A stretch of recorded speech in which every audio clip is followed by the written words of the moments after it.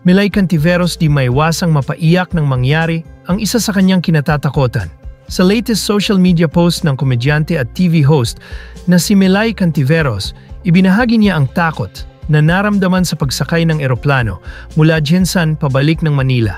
Kababalik lang ng Manila ni Milay kasama ang kanyang dalawang anak na sila Mela at Stella mula sa New Year vacation sa Mindanao.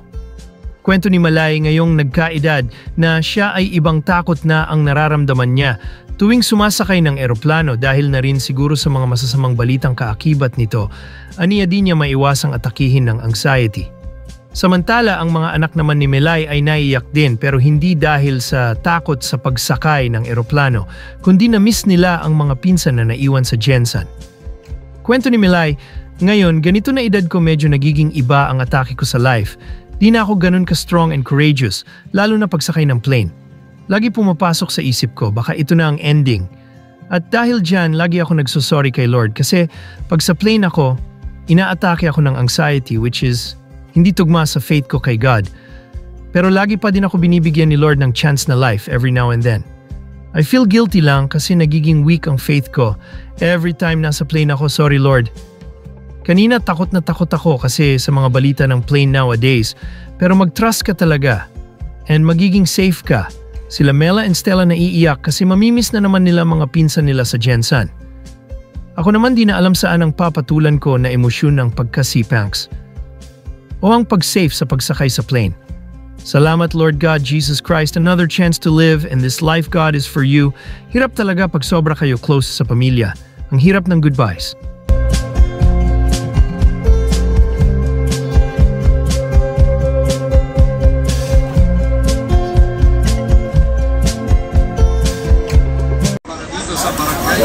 San Miguel.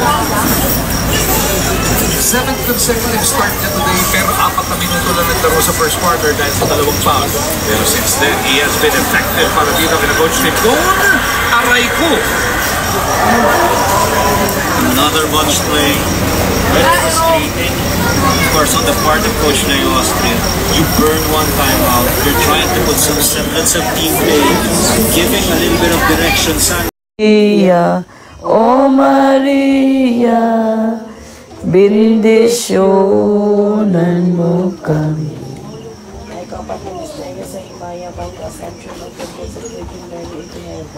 Our Father na adlaw yatag ka namo kang adlaw pasaylo kami sa mga sala.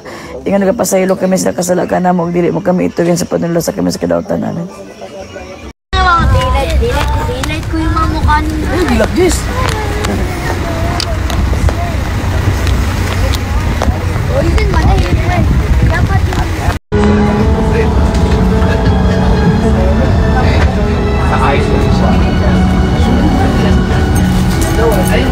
Thank you kaayo sa imong kaayo. Ate, thank you Lord Jesus Christ for the safe flight. We cannot live without you Lord Jesus Christ. Thank you so much for the safe flight. Yan ang thank you.